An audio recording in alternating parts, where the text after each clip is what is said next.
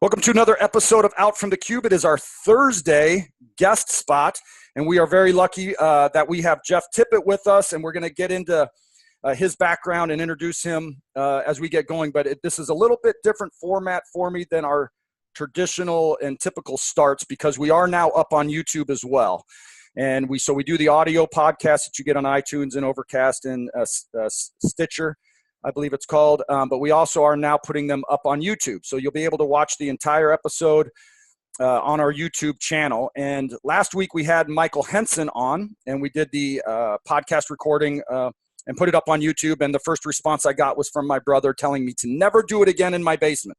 And if you are watching this on YouTube, that is exactly where I am again, is in my basement. I initially started upstairs, but the lighting was bad, and so to scramble a little bit, we hustled down to the basement. So bear with me on that and my unfinished basement.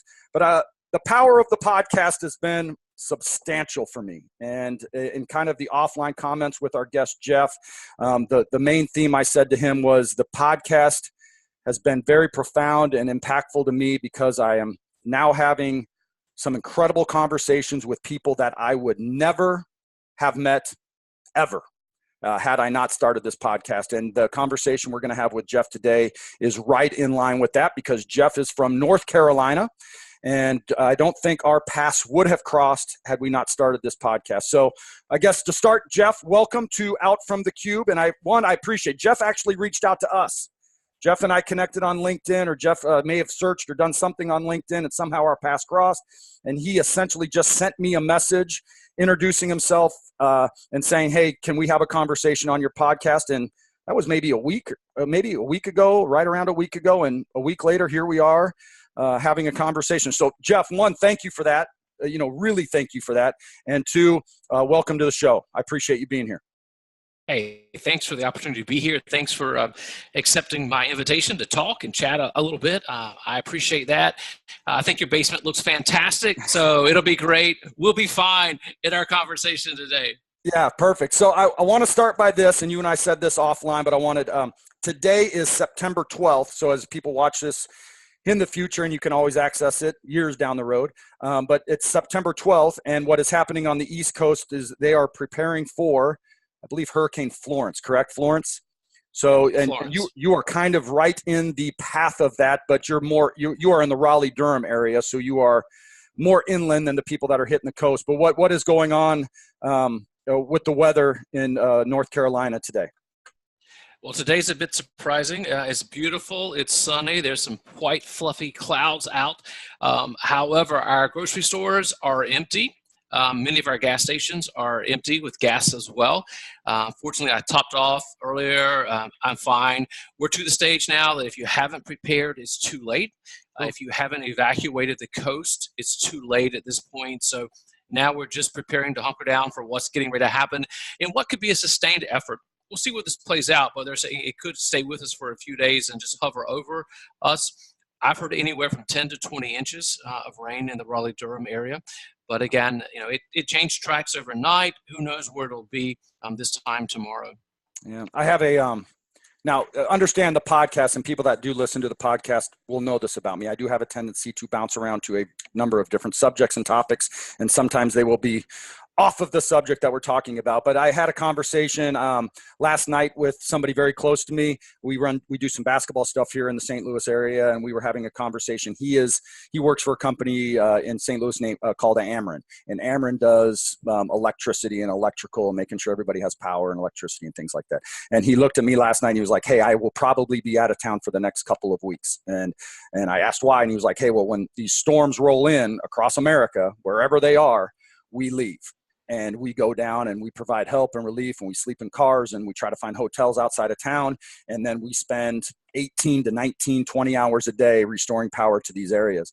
And talked to him today. He said that he may not be going down because it got downgraded a little bit, that it may not be that 5 or 4 category that it was. But he essentially kind of looked at me and he was like, you'd be surprised how this country rallies when there are disasters like that and people don't know. He was like, it's not just St. Louis or people in St. Louis going to, like, the entire country will be flocking to that area to lend a hand. And he was really it struck me. I mean, I was proud that he was my friend. I am proud that he is my friend. But I was like, man, there's a lot of honor in what he does and how people rally around some of that stuff. So I know that's off subject, but people are rallying to get down there to provide help, which I think is phenomenal. So there are line workers that have come in from across the country as well that are ready to jump in and help restore power as soon as possible, especially if this is sustained. We could see more trees down, more power down, and it could last for a while. So, and I will say that about North Carolinians as well. I went through a tornado at my last house, and I was amazed at how people just came out. They found chainsaws, they put on those gloves, and they just started cutting down trees and helping each other out. So I'm quite sure that once it's safe to get back out, that we'll be back out, seeing what we can do to help others. Right. Some help. Yeah, perfect. Boy, I might have lost you there. Are you still there? Yep, there you are. Okay, let me, as we get going here, there's one thing I wanted to bring up. You've written a few books, correct? I'm on my second book right now. In fact, I am writing the very last chapter of the book. My editor is already working on the first half. The creative team is working on the new cover. They're working on the interior layout. I am so excited. I'm to the point now that I just want it done. I want it over with. I want it off of me, so I can start putting a little bit more of that attention around the public relations work around the book. But yeah, I'm on the last chapter of the book. It's going to be a fantastic book. I've been speaking from it for the last 6 months, and I've also been sharing a lot on podcasts about it as well. And people seem to resonate with the content, so I'm really excited to roll the book out. Now, my brother, who's in IT, not the type of book that you would write or probably would read from, but my brother has actually written somewhere in the neighborhood of 20 books, and they're all technical books. And when I moved to St. Louis 11 or 12 years ago, he was kind of in the middle of writing all those books, and probably had written 8 since then. I just couldn't. I saw firsthand how much work is involved in writing a book and how much time is put in, and the editing and the back and forth and the frustration and all that. So has that been your experience with writing these books, or is it smooth, or what's that process like for you? It's difficult as a challenge, especially like in my case. I still work with clients. I own a public affairs and communications firm, so I spend about half my time working with clients.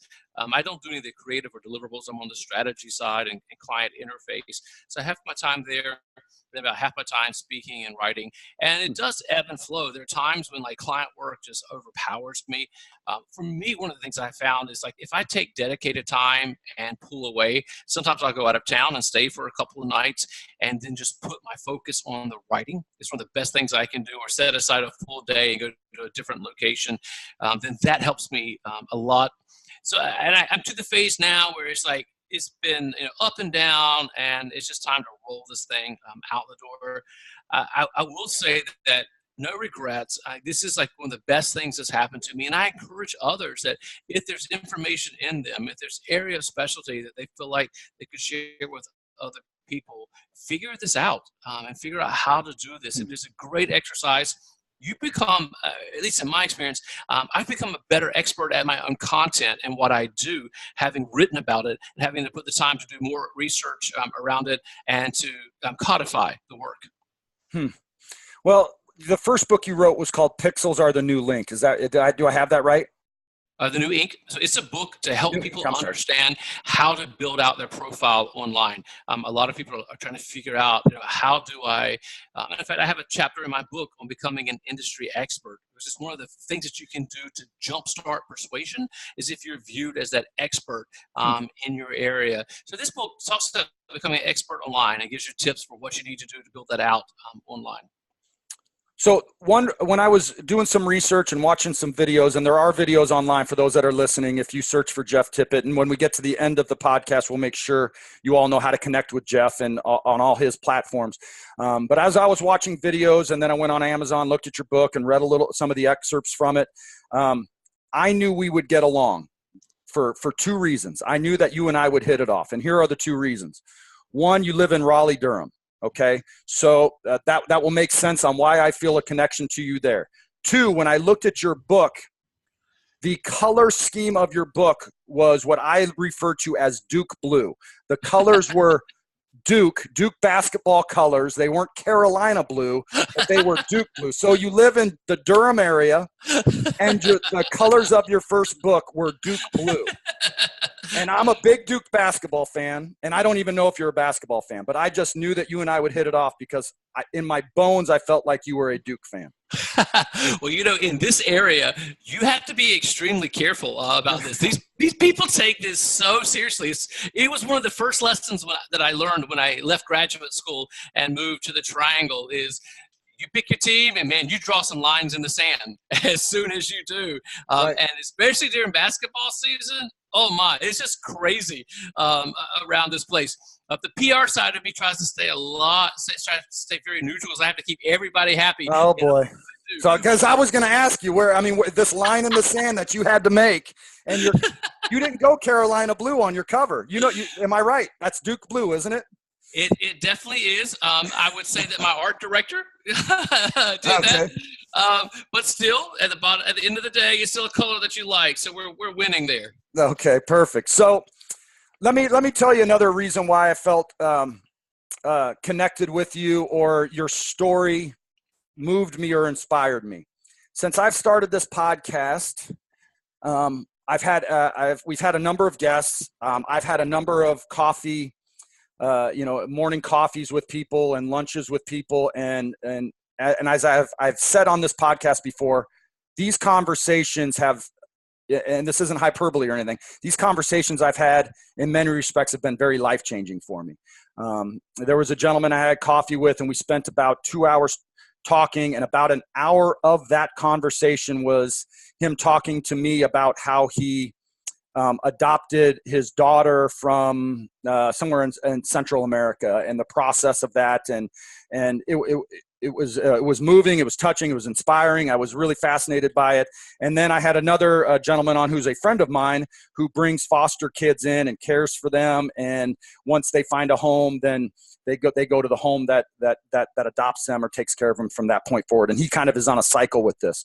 And when I researched you, some of the first stuff I read was that maybe, and I obviously correct me if I'm wrong, but you had some children of your own, but you still felt compelled to add to your family, and you actually went abroad. You went to Haiti. So you are the third or fourth conversation I've had with people serving and taking on people from and children from other areas to provide a better life, a better experience, and to make the world a better place. And I just find it inspirational. I find it moving, and it seems to be a theme with the people I'm meeting. Either I'm being called to that, and I keep saying no, and I'm going to continue to have guests that continue, and maybe eventually I will get the message. But I kind of wanted to start there because I did find the story inspiring, and it really kind of is the start of some of the message that you deliver with your talks and with your engagements. Yeah, I do think that, or I do know that this international adoption is the heartbeat, is the pulse of my message on persuasive communications. And the things that I learned during that period have shaped me, have shaped my profession, shaped me as a person, shaped me as a father. And you're correct. I have 2 biological children, and then I have the daughter that I adopted from Haiti. I wasn't looking to adopt. I never even considered adopting. It's not something that I pursued or tried to find or tried to make happen. It is as if the universe just aligned the situation with me and what was going on in my life. My father went over to Haiti to do some humanitarian relief and spent a little over a week there. And he came back and asked me to go to dinner so he could tell me a little bit about the story. So we met halfway between where he lives and where I live to hang out and to look at his pictures and listen to his story. And I wish I could say that I was extremely excited to hear about the story. I was more excited that we were going to one of my favorite restaurants. So I was excited about the food. However, when he took the photos out, and he had hard pictures, when he took the pictures out and started flipping through them, he showed me this picture of a baby. At that point, she was less than 6 months old. And as I began to understand the story better, it was that the baby of the interpreter that was with them doing their humanitarian relief. And she was very fortunate in Haitian culture to be attending a Christian American English-speaking school there. But when she got pregnant, the school gave her an option, and she had to make a choice. The choice was drop out of school or give up your baby. And they would not allow her to remain in school with the baby. For Haitians, being in a school and having the resources to be in school, it's huge to them. It's not like here in the States where just everywhere. It's a very big deal. To be in an English-speaking school where she could learn to speak English was extremely important.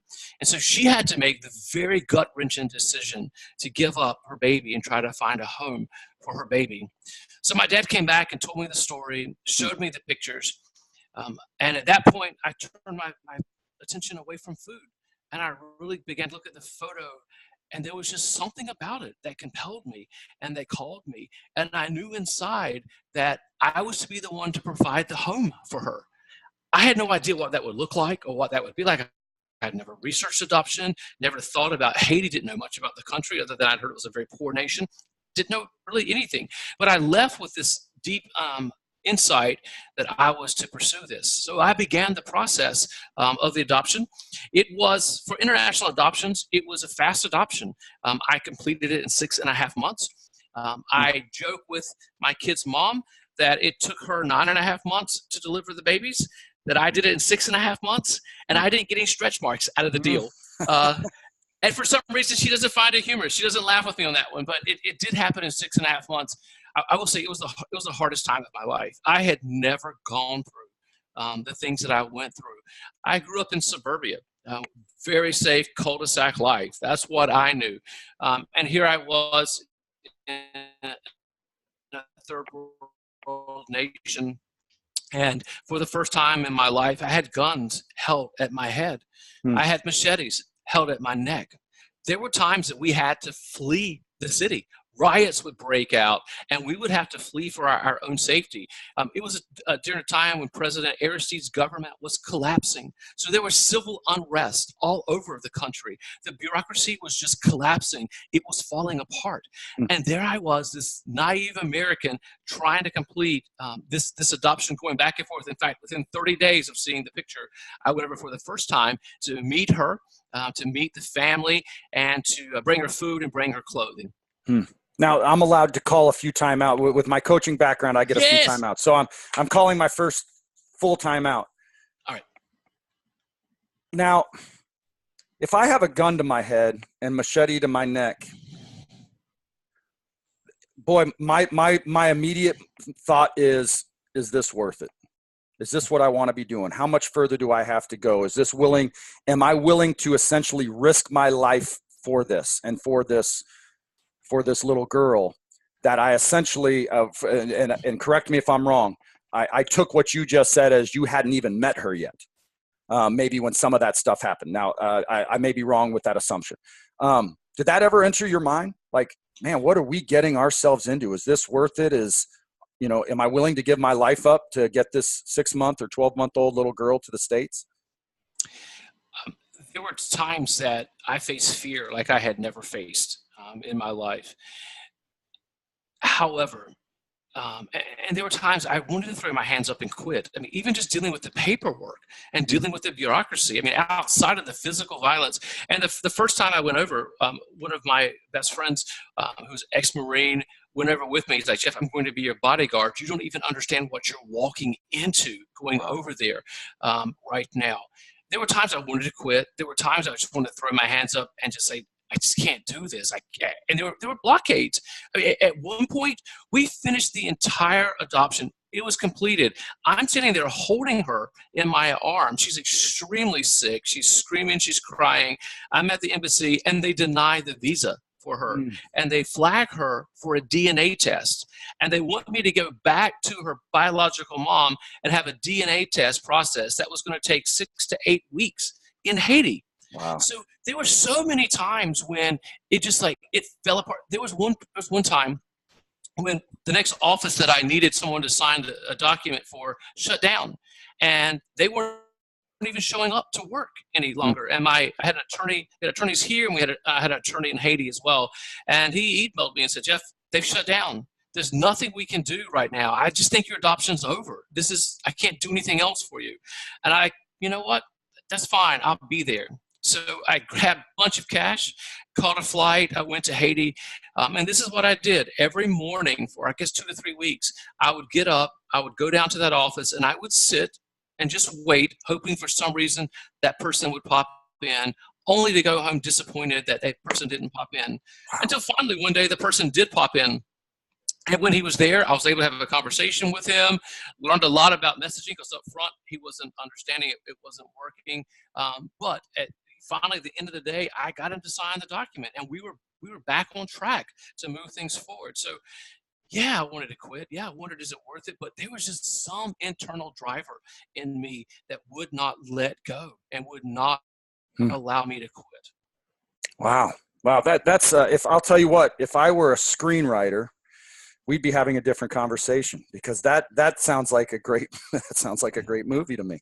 That is great. Now, you're going to talk much more about this than I am. I'm just asking the questions, but I'm taken back to you and your dad sitting down having a meal, and you having, you wanting to know what's on the menu, and him pulling out a photo album of the people of Haiti and a 6-month-old little girl. And I know, and you'll get into this, is this idea of persuasive communication, and what that is, and how to do it, and what it looks like, and how it feels, and things of that nature. But now, listening to that story, I'm wondering how persuasive your dad was. And I'm wondering what he said to take you, who has 2 kids, to convince you. You said 2 things that struck me. You've said many things that have struck me. 2 things that I tucked away to bring up were, you said you were compelled, and then you took action. So a lot of what this podcast is about is being compelled to do things, wanting more out of life, wanting a change in life, wanting to get out of our cubicle. That's kind of the idea of the title of the podcast: get out of the cube, out of our cubicle, both mentally and physically. But just wanting more. But there's so many things I feel we are compelled to do, and we never take action. And I'm that way. That's not on, it's, maybe it intersects people listening. I think it does, but it definitely is me. I'm compelled every day to try to do great things. And more often than not, there's not that much action. And then I go to bed thinking about the opportunities missed. But you said that. You said you were compelled, and you essentially said you took action. But up until that point, boy, your dad persuaded you to make a life change. And I'm wondering what he did, what he said, how he made you feel, how he framed it, what he did to persuade you to make that change. Good question. How about this? He did nothing. Ooh. He was shocked that I was even pursuing this. He knew we had just had a baby. He knew all that was happening in my life. He knew I had never discussed adoption with him. He was extremely surprised that the photo that he shared with me was the catalyst for me to move forward. He literally just showed me the picture. And from that, something, looking at this girl, seeing this photo of her, something resonated inside of me. And it wasn't an option at that point. It wasn't like do or don't do. It was, how am I going to do it? That was the only question. How am I going to figure this out? And I had a few Haitian friends from the church that I attended. And so I spoke to them, and I made a connection with an attorney, and one door opened to the next, It was an internal persuasion. It was something that happened inside of me. That's pretty powerful. So I admire you that you took the action, because I just feel so compelled, as do our listeners and people that have reached out to me, but compelled to do these great things. And it's just so much easier just to go to sleep. It's so much easier just to say, that sounds great. And if I could execute that, if I could do that, if I had everything aligned, if I had the right resources, the right money, the right title, the right education, the right drive, the right friends, whatever it might be, that would be a fun life, right? Whereas you didn't have, you essentially were starting from ground zero. And I guess, you know what, this is important. I'm so glad you're telling this story. And we haven't even really gotten into what we're supposed to be talking about. But I'll tell you what, once you figure out the why in life, the how will show itself. Would you subscribe to that? Like, you figure your why became big enough. And it was so big that it overtook you and consumed you, that now you're just left with the how, right? Your why was so big that, you know, it wasn't like your why, okay, why am I doing this? Well, I'll just go to sleep instead. But your why was so powerful that the how kind of revealed itself and continued, I guess, to reveal itself as you went down that road, right? What was your why? What was your why? I just knew I was supposed to. I didn't know why I was supposed to. I just knew that this was the next step. And there were times when I would just, you know, I would go to bed at night exhausted, feeling like it wasn't going to move forward. I mean, we got the call right before Christmas, the email rather, that the adoption was finished. Be ready to come get your baby, only to find out the day before I left that it had fallen apart. So it was a constant up and down. We had this timeline issue, and I needed something signed by the State Department. And so, and I didn't have enough time to go through the normal transactions for the State Department. So I drove there. I walked in, I handed them the papers, and they said, we'll take these and we'll process them and we'll mail them back to you. And I said, no, you won't. You're going to take them, you're going to process them, and I'm going to walk out with them. And they're like, well, hey, we can't do that. I'm like, well, yes, you can. So I'm going to go sit down, and I'm going to stay here until you get this taken care of. I'm on a schedule here. This baby is sick. She had been put into like a halfway house. She wasn't doing well. I had to keep this thing moving forward. It wasn't a choice anymore. I don't have 2 weeks for you to process paperwork. This has to be done right now. Her life's in the balance. This matters. So, you know, do what you need to do. But I'm going to go sit down and just let me know as soon as you finish, and then I'll leave so you can close the doors. And so we'll get into this persuasive communication, because I'm guessing you had to be pretty persuasive in what you wanted to get done. But I'm still so struck by, and this is what I'm taking away from me personally. And the people that listen to this podcast, I hope you're taking away the same thing I am taking away from this. If your why is big enough. So when I asked you earlier about, is this worth it?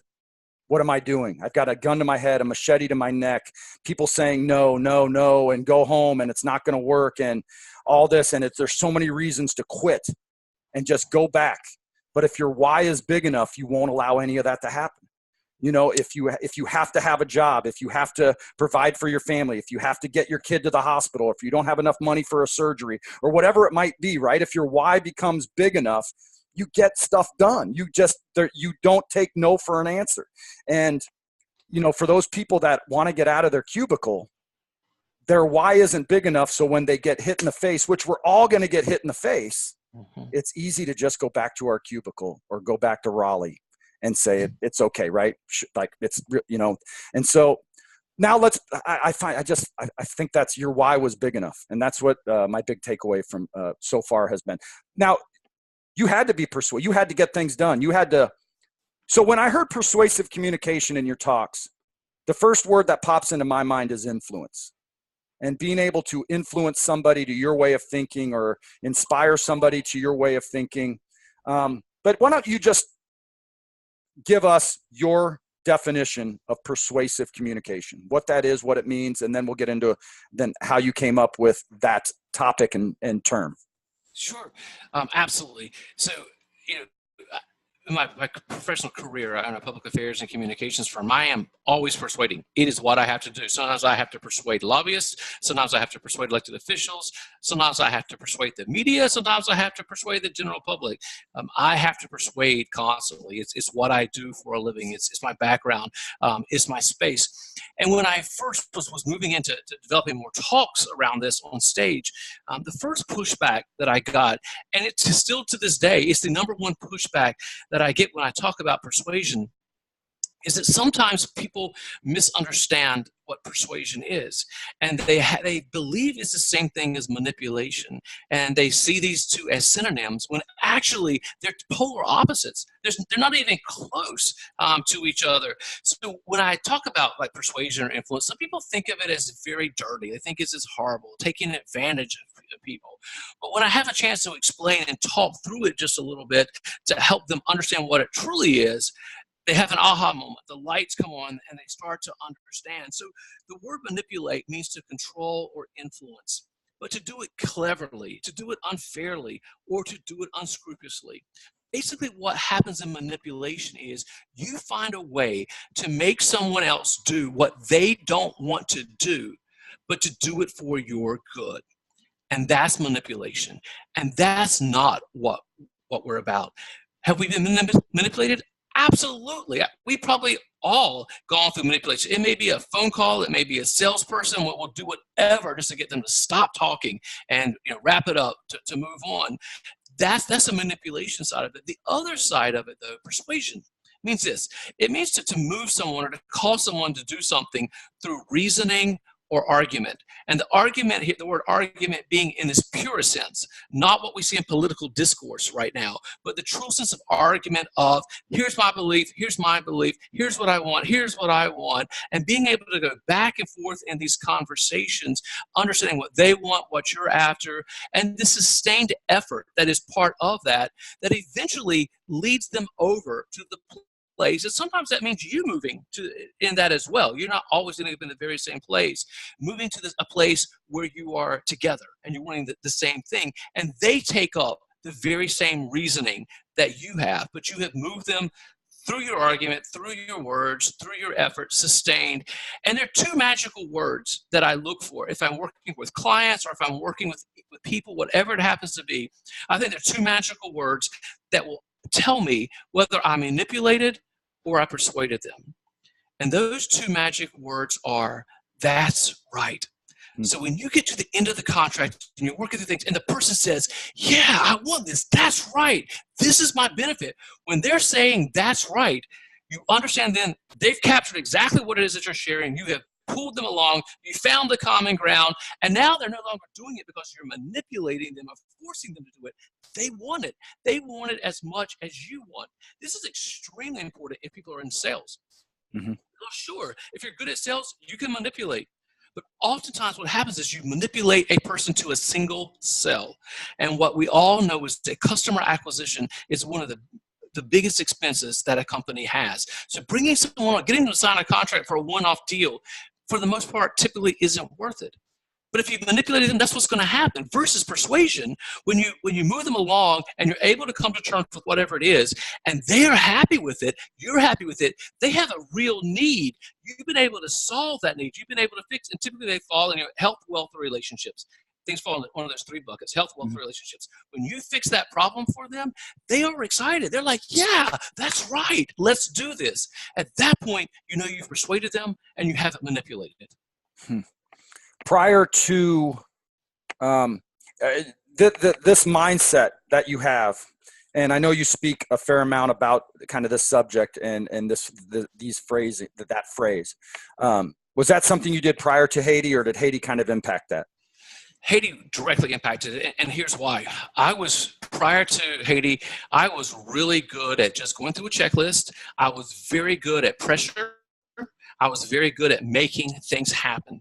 But you know what? When I went to Haiti and I started facing a different culture and I faced a different language and all these barriers, those old things that I used, they didn't work any longer. The Haitian people, they weren't responding the very same way. I learned a whole new way of understanding communication and how we persuade, because the old systems were not going to work for me any longer. And manipulation, honestly, a big part of the past was manipulation, just getting you to do what I wanted you to do at that moment, so I'll be happy, and then I'm going to go about my daily jobs and things I want to do. So tell me, and this may not be a fair question, but tell me the difference between the manipulation and persuading somebody in Haiti. And I mean it this way. You were down there with guns and machetes at your body.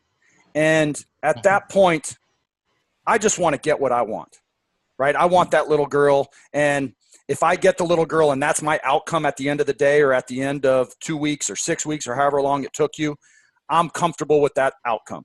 I don't need to make you feel good or persuade you to feel like, like that you got a good end of this. I just want the little girl. But you didn't. There was something to make those officials in Haiti, to have them look at you and say, that's right. right? There seems to be a difference there. I'm wondering, I wouldn't try to reason with people. I would just want to get what I want with that situation. Like, give me what I want so I can get out of here. Yep. Right. Whereas you were trying to make sure both sides won. Right. It didn't work. I tried. You tried. That's what I needed to do. That's the basis. That's how life was for me. They didn't care. Right. You know, like the whole culture is so different. They're so laid back about everything, and you know, they didn't care. But one of the things that I found out early on was how much they value their own people and how much they treasure their children in Haiti. So when I quit talking about how I wanted to complete this adoption and how I wanted to get her to the U.S., and when I started talking instead about this little girl, this beautiful Haitian baby who was sick, and I was trying to get her medical attention, they started paying attention to that conversation. Those type of things were beginning to resonate with them. And at that point, they cared about their own. Haitian people love their children. They're such joyous people. They're some of the happiest people that I've ever met. You know, I come from a background of living stressed out. Like, we got all these to-dos, all this stuff that has to happen. It's just not part of their culture. It's just they're just so relaxed about everything. You know, and they're so friendly with each other. I remember times when we were going from the little village into the city, and they had this pickup truck with almost like stadium racks on it. And we would start with just a couple of us sitting up there. And by the time we got to the city, the whole thing was full. Somebody knew somebody. They knew somebody. They offered a free ride. And people were just, you know, talking to each other. They were laughing with each other. And I had to understand what works for them.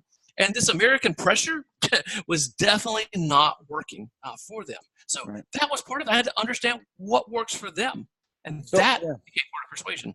Yeah. So this is great. One thing you said that struck me, what you just said, was you gave two phrases. You know, I want this, I want that, I want this.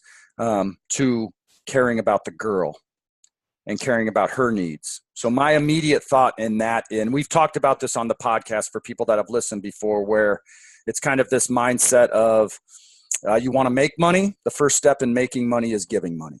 And it's this idea of service and of thinking of other people before yourself and trying and leading from behind, so to speak, kind of those ideas where it sounds like maybe the first step in you being able to persuade them was to take it off of you and the focus on you and your needs and what you want, and put it on the little girl and serving her and her needs and her life.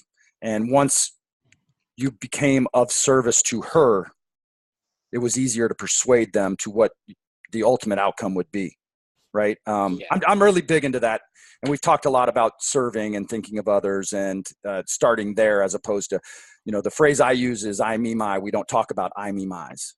Right. We say we are us and other people. But it seems like that's the first thing I took from you as maybe the first step in to the road of being able to persuade them, was taking it off of you.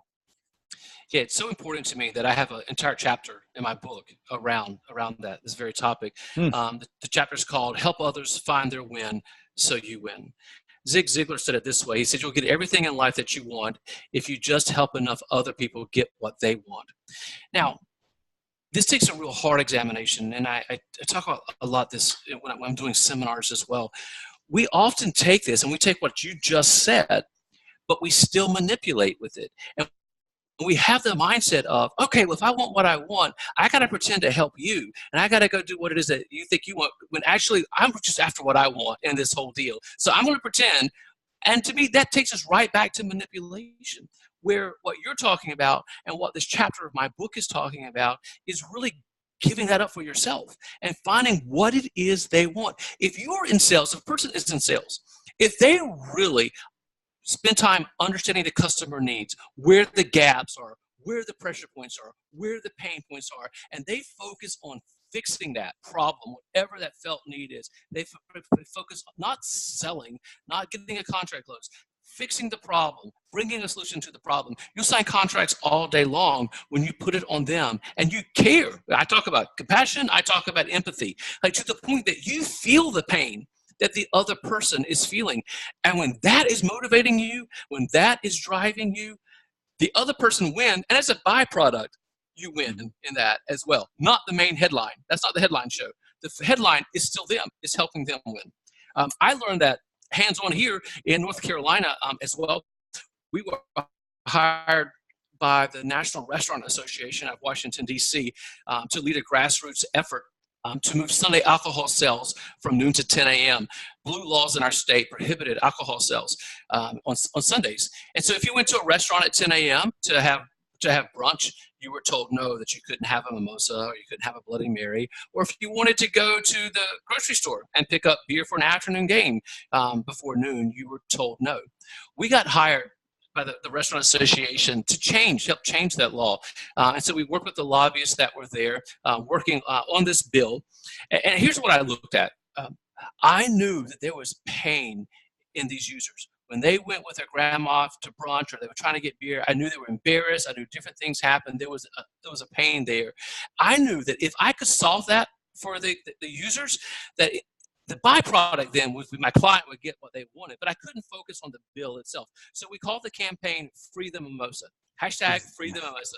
And the whole thing was built out around making sure that when you went on Sunday morning that you were with grandma, and I knew you felt the pain, if you went to the grocery store, that you could purchase alcohol retail or in the hospitality space.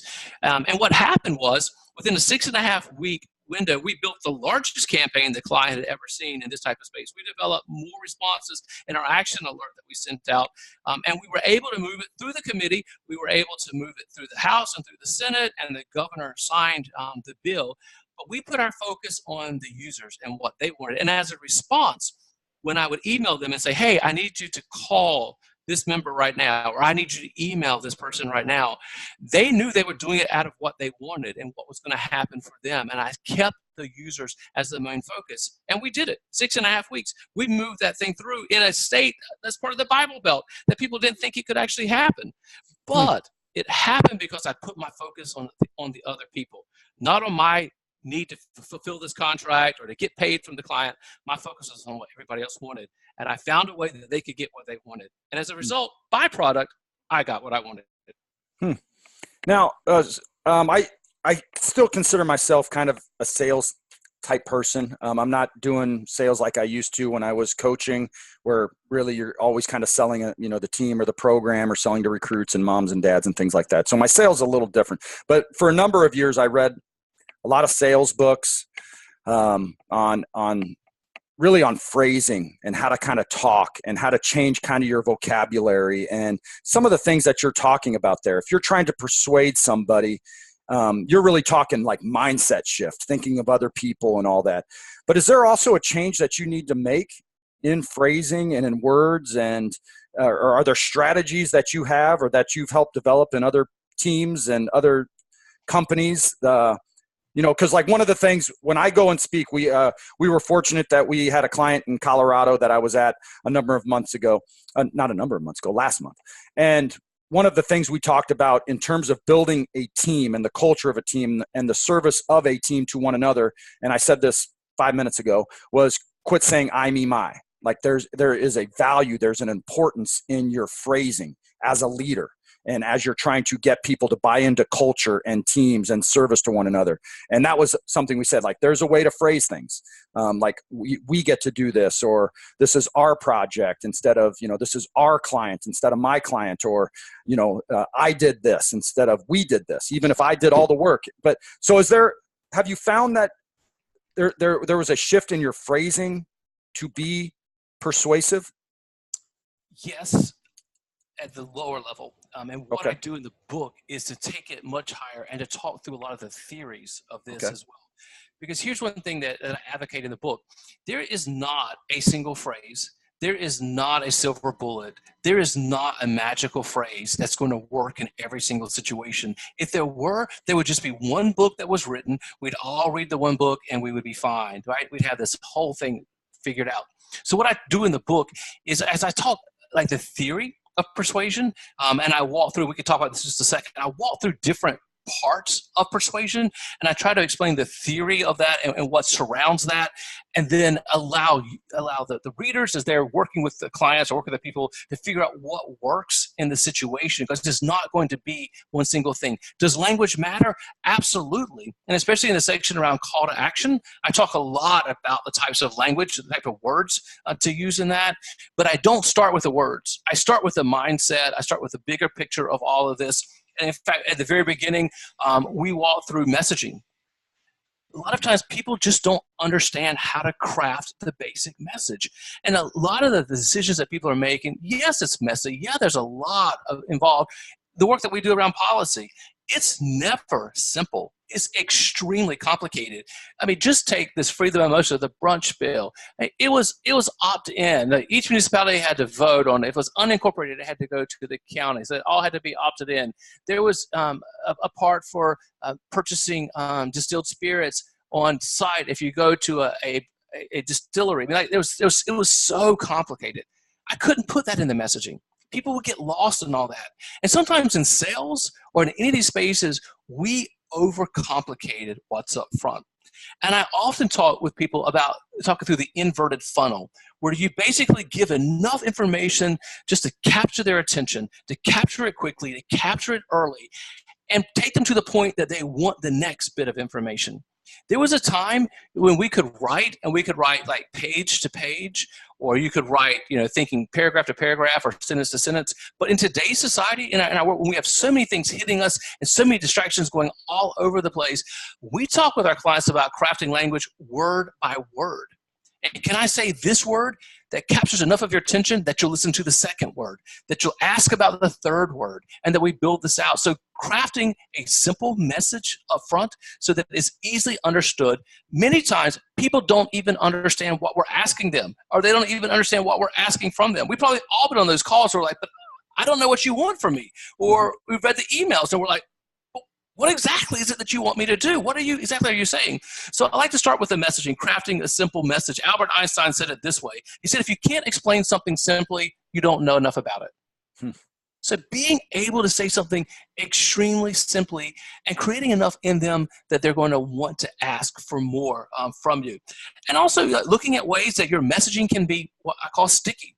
It's kind of like you probably all had this experience. We get out of the car, we're walking in a building, and we feel that little thing on the back of our shoe kind of sticking to the ground, and we know immediately what it is, that we have stepped in gum, and we try to figure out how we're going to get rid of it, and that gum stays with us the whole walk up to the building. So how do we make our messages sticky with people so that it resonates with them, messages that stick with them beyond our conversations with them? And if we're in sales, when they go home that night, I want them to be thinking about me. When they wake up the next morning, I want them to be thinking about me. So how do we create messages that are sticky? And there's some wonderful examples out there. Things like got milk, right?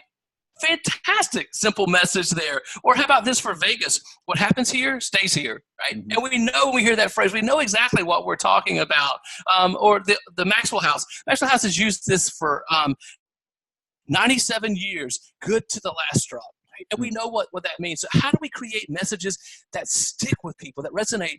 And that's part of our presence as well, so that by the time that we leave with them, that the message just sticks with them. It doesn't leave as well. So I guess I have two questions in mind, and let me start with this one. I know that you have part of your talk where you talk about superpowers. Yeah. And I find that part of the discussion and your talk powerful. Talk to me about the superpowers that we have, that you have in this. Yeah. So as a kid, I was just mesmerized by superpowers. And I would try to figure out, okay, for some reason my mind went this way. If I could only be one superhero, if I could have one superpower, what would that superpower be? Right? And I would think, maybe I want to be Superman. I could fly. And then all of a sudden I'd watch a cartoon or something, and I would see Wonder Twins. And I think, wow, Wonder Twins powers activated. What if I had a buddy in this and we each had powers? How much more powerful would that be? Or, what if I could be Spider-Man and climb up buildings? And so, as a kid, I never really figured out exactly what that superpower would be, but I always wanted it. Mm-hmm. But going back to the story of Haiti, through the experience of Haiti, that's when I learned if there's any one superpower that I would pick, it would be the power of persuasive communication. In fact, my new book, I've titled it Unleashing Your Superpower, Why Persuasive Communications is the Only Force You Will Ever Need. And my bold statement is pretty hairy, audacious statement. My statement is this, that we all live or die based upon our ability to persuade. I don't care if you're the CEO of a company. This isn't the 50s where you crack a whip and everybody does what you say, right? It takes a process to move organizations through. And sometimes if we can't move them, companies die when they're not able to change and to migrate. Or, maybe you're an entrepreneur and you need to be able to persuade your first customers or bring in the top talent into your company. You've got to be able to persuade them, or maybe it's persuading investors. Maybe you're in sales. Maybe you lead a sales team. Maybe you answer the phone for a company, or maybe you just don't want to live alone for the rest of your life. It doesn't matter. We all have to persuade to live. In fact, I'm sitting here today talking with you because I was able to persuade you, hey, let's have a conversation and let's talk about persuasive communication. Mm-hmm. We all live or die based on it.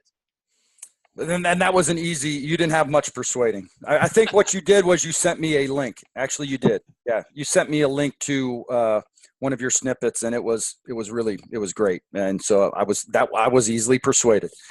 So you've had this talk for a bit, I'm guessing, and you've given a number of talks, and you lived it, and you have fine-tuned this message.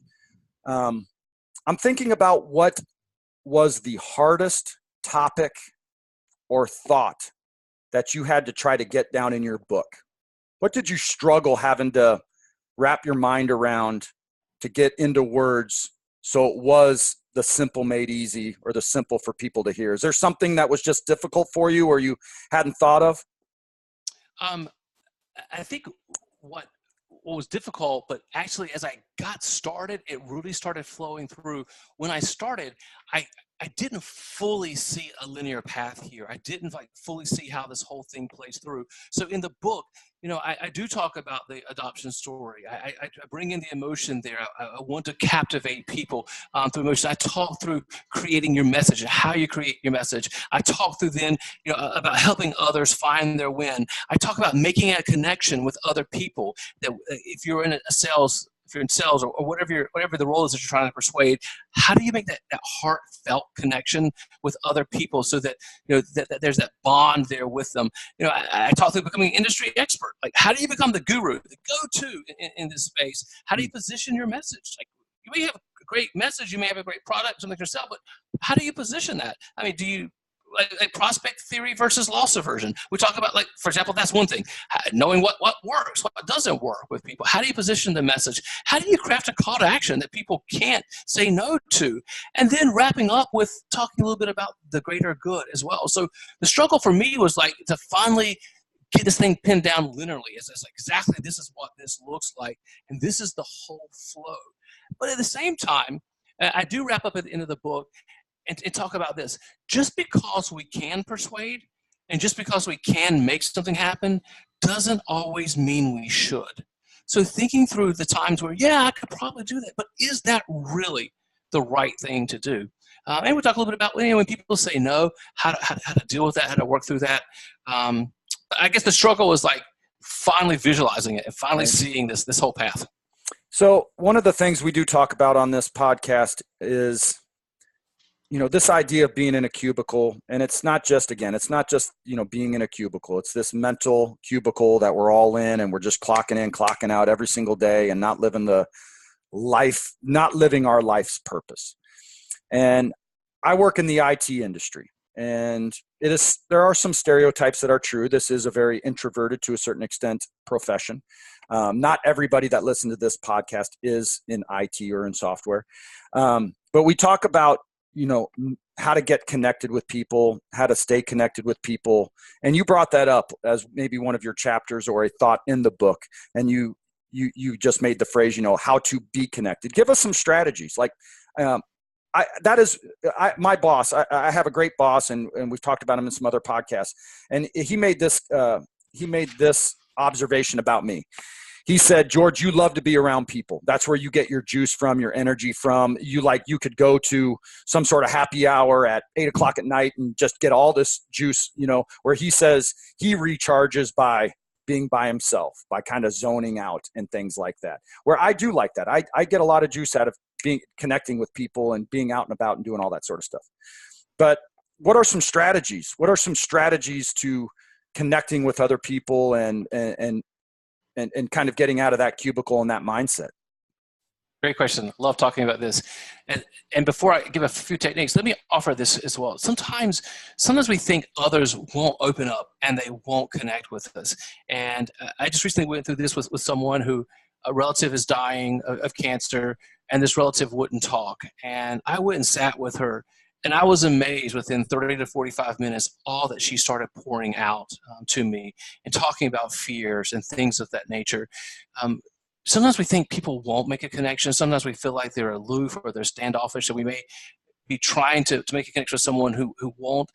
And sure, we can't control all that, but my experience is that more times than not, people will eventually open up and they will connect with us if we make them feel safe, if we make them secure, if we make them feel valued as well in the conversation. And some people are, like Shrek, admittedly, they have a few layers of the onion that needs to be pulled back. Right. But if we don't give up and we keep pulling the layers back, we can eventually find that. And a few things here is one way to make a connection, a very easy way to make a connection is using humor. It's a great way to just dislodge anything that's uncomfortable around and just get people to laugh. For us professional speakers, there's often this exchange of people asking, hey, do I have to use humor in my keynote address? And the joking response is only if you want to get paid. We like humor, and humor is something that will pull people in closer to you. It's so non-threatening. And we love to laugh. I'm actually taking a class that starts this Saturday. I'm taking a 10-week class on stand-up comedy. And I'm doing it to help my speaking, to be able to generate more one-liners and things of that nature, because I do know that is a big part of how we can make a connection. It's humor. Get somebody to laugh with you. If you're having a drink, you're having a beer, if you're having a coffee, get them to laugh. They'll drop so much if you just get them to laugh with you. Another way is having compassion.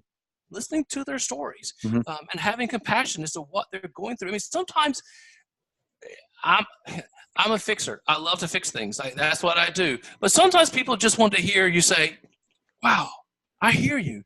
I understand what you're saying. And making a connection with them that way, or even empathy, where not only do you hear it and not only do you understand it, but we're to the point that the pain that they're going through, we really feel that pain ourselves. We understand the pain. Another way to make a great connection with people as well is storytelling. It's one of the reasons that I tell the story of my Haitian adoption. When we tell stories, it personalizes exactly what it is that we're talking about. Another way of making a connection is authenticity. And I do tell people, if you tell me I'm trying to be authentic, you're not. Authenticity is not something you try. Either you are or you're not. And especially when you're dealing with millennials and the rising of the millennial workforce right now, they see through it. Man, they see through all the fakeness, and they will not put up with it. They don't want it in their lives. They want you to be real. They want you to be transparent. When I share failures from the stage, it gets people more motivated than sharing my success, honestly. Being transparent with them. We can do that by asking questions, allowing us to talk about our own mistakes, and being present with people as well. So there's a few tips that by using them, people drop their guards. They feel like they're becoming one with us as human beings. And, even for people that sometimes are a bit more standoffish, I think we all do want that type of connection with others. So, man, we could go on, and I want to honor your time because I know you have some a hard stop. But being valued, making people feel safe and secure. And I know when we've used the word kind of fluff, in this corporate world with these executives and bottom lines and dollars and ROIs and contracts and the next client and the next, the next engagement that's, making, safety and secure and making people feel valued. Those are real terms, and I don't apologize for that, but that the thing, and I always kind of circle back to this in my mind. It's funny, the things that we try to teach or coach our children on and lead our children with, we don't do as adults. And I paint this story, this picture, I guess, is when I work kids out, when I do basketball with kids, I want them to feel safe, secure, and valued. I want them to feel like they can mess up, that it's okay, that the more we mess up, the better we can get, and nobody's judging you, laughing at you, pointing the finger at you, or anything along those lines. And then all of a sudden their confidence, their self-esteem, their engagement, their connectedness, their enthusiasm, their passion, their purpose, all just gets blown up. It just gets blown. I've seen it. But as adults and as leaders, we don't create those environments for our teams, for our employees, for our clients, but we still expect greatness. And I just don't. And I think those are great words that the corporate world hasn't really embraced. Especially safe and secure. But having those safe environments where we all feel that we can all be connected, I think is really important. So everybody listening, I valued, safe, secure, leading with, not leading necessarily, but humor, compassion, empathy, storytelling, being authentic, being transparent. And then the one that I'm working on is really being present, and not just in being connected with people, but being present, as somebody once said, somebody has told me recently, is being where your boots are. Just being present with exactly, and I think there's kind of this mindfulness thing going on where you're just really locked in on where you're at, what you're doing, who you're with, and enjoying and appreciating those moments is important. And that's what I'm really working on. So all that, like the whole conversation, I couldn't appreciate more, Jeff. I am going to honor your time. Go ahead. Put your phone down. That's what the best thing you do is put your phone down. Right? If you're in a self-conversation, put the phone down. And the whole thing about failure, I'm listening to an audiobook now on failure, and it just reminded me, this isn't a question of if we're going to fail or if we're not going to fail. We're going to fail. It's just how fast do we get back up. So let's just fail. Fail fast. Fail often. Fantastic. What's the book? Tell us the name of the book. I'm listening to an audiobook. I forget the name of it right now. But the basic, I'd look back up. I can send it to you so you can add it to the show notes. Yep, I will. But the basic concept there is that it's not a question of failing or not. It's you are. So fail fast, fail often. And adopt that mindset that it's okay. And yes, I agree with you that a lot of corporate culture is just not accepted, but that culture is going to have to change as the millennial population continues to dominate more and more of the workplace, because they're not changing. They're not going to change to match the older corporate structure. They want to be able to fail. They want to try things, and if it doesn't work, don't beat them up. Let's figure out, okay, what did we learn? What's next? And that's part of an innovative company that's really continuing to move forward. I fail all the time. People that work on my team fail. So what? Mm-hmm. The sun came up the next morning. It's really no big deal. Right. And I wrote this down, and it goes along with what we're talking about here. And I wrote this down very early this morning. This idea of making new mistakes. And that's exactly what I wrote down in my notes, is to make new mistakes. It's okay to fail. It's okay to fail fast. It's okay to, but we want to continue to try to make new mistakes. We can't compound and always be doing the same mistakes. So there's a learning to that. Kind of off topic a little bit, but I know it's something I wrote down this morning that was relevant to me. Let's be making new mistakes. Let's not be making the same old mistakes, but it's okay to fail. So we're about 50. Title for you. Yep. No, tell me. Fail fast, fail often. Fail fast and fail often. Fast, fail often. Gotcha. Dr. Babineau and Dr. Krumboltz. Gotcha. Are the two authors of that book. Perfect. It's just freeing to me, especially if we understand it's okay to fail. It just makes me much more open to take risk, and I'd much rather be living out there taking risk than, to use your analogy, sitting in a cubicle scared to death. Right. Yeah. Put it out there. Let's do it. Yeah. So I want to honor your time. I know you have other commitments and other podcasts, and let me first can't appreciate you more for reaching out to us and wanting to be on. That is the biggest thing for this podcast has been my friend says not to use the word networking, but connecting with people and uplifting my life, uplifting the life of people, the lives of people that do listen to the show. This is what I typically end my guests with. You and I connected on LinkedIn, and then I've been on your page, I've been on your timeline, I've read videos and articles and things that you're involved in. But I did read your bio. I don't have it here in front of me, and I can't exactly say what was on your bio, but the question I ask of all guests, and I'm not going to ask you to age yourself or date yourself, but 10 years from now, what does your LinkedIn bio say? That I am continuing to help other people, and that I have found a way to do it online so that I have create more space for other things in my life that I enjoy. What are the other things in life that you enjoy? Um, I love the outdoors. I cycle. I run. I in the little bit of extra time that I have, I do some real estate investments. I flip some properties. In fact, I'm closing Friday on another property. So I'm doing things like that things that I just really love and enjoy. And there is a big part of me as I look at helping people, like entrepreneurs and business leaders, get from that place of their expertise to get them on stage. I'm working on an online program to help people make that change. It's a great way to generate new leads, to become the authority in the space. So I'll do some online work, things like that, so that I can help those people give out what it is that they have and create better lives for them and for their families, and then free up a little bit of time. Now, going to ask you to plug how people can reach out to you, but I want to circle back to, I guess, two things. One, if you ever find yourself in St. Louis, you have to let me know. I would love to take you out to dinner here in St. Louis. We have really good barbecue here. I'm not going to say our barbecue is better than North Carolina barbecue, but it's pretty good. And I will take you to some really good barbecue here, and you'll let me share a meal with you. I do want to circle back to your daughter. I want you, how is she, what's her name? Like, and tell me, there are things that if you don't want to answer, don't answer.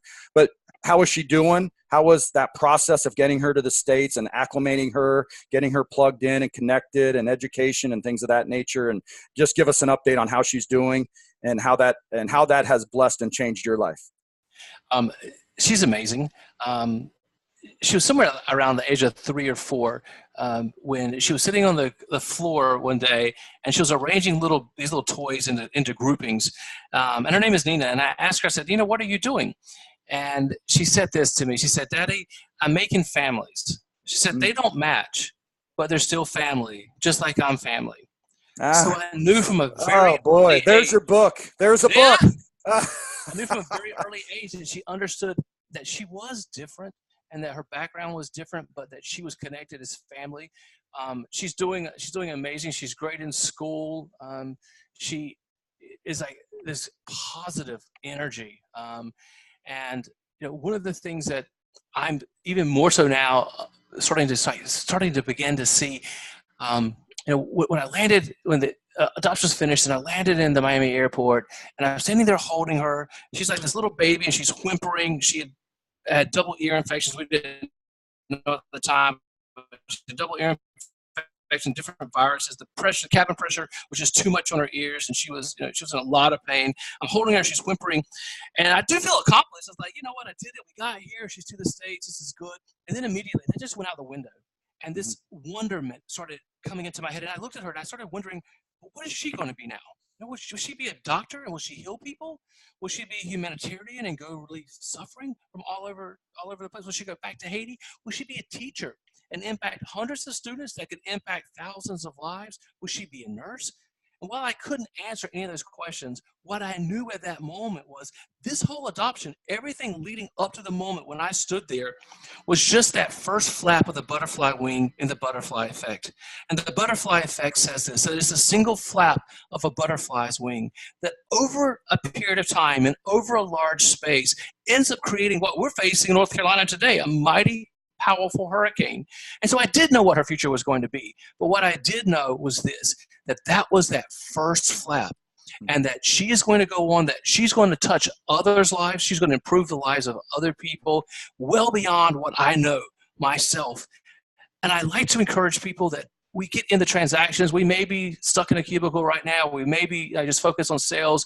But if we can pick our head up from all of that and realize the things that we do matter so much bigger than the individual transactions that we are doing, and that our lives have impacts well beyond us, that's what fuels me to get up in the morning and to go back at it once again. Because if I can share a word of encouragement, if I can help a salesperson understand how to persuade better, and that looks like closing more deals, and as a result of closing more deals, that means that a daughter can go to dance, or a son can get tutoring, or they afford college, or whatever that looks like. Those things matter, and it's going to touch lives well beyond me. So my encouragement is, and let's just keep doing what we're called to do. It's much bigger than what we think. Man, good for you. Good for you. Hey, what a great blessing to have you on and for you to reach out to us. How can people track you down? I know you have a website. I know you're on LinkedIn. And listen, every once in a while, maybe once an episode, I'm suggesting right now, everybody that's listening, I'm suggesting this. Go track Jeff Tippett down. Find his videos. I did when I was researching him. I just went to YouTube and typed in Jeff Tippett, and all these videos came up. He's doing keynotes. He's giving his own production videos of his message, and just go watch those and be inspired and be rejuvenated, and help you get uplifted to find your purpose and getting out of your own cubicle. That's my experience. Right. That is my experience with Jeff, and we've known each other a week. So that is my experience. But how can people track you down, Jeff? My website, jefftippett.com, JEFFTIPPETT.com. They can also text the word persuade to 66866. Persuade to 66866. They'll get a free chapter of my book, my upcoming book, as well, and a chance to understand a little bit more about my message, and they can stay in contact with me that way. But again, I'm on LinkedIn, I'm on YouTube, Facebook, Twitter, everywhere. You can find me. Big time. And the two books Pixels Are the New Ink, it is out. You can go to Amazon, search for Jeff Tippett. You can find that book on Amazon. And when can we expect the Unleashing Your Superpower book to be released? My publisher promises me January 1, 2019, it will be on shelves. So just a little bit more work here as we wrap up Q4, and it'll be ready to go. Big time. Big time. Jeff, I can't thank you enough. I know you've got other engagements, other podcasts, other places you need to be.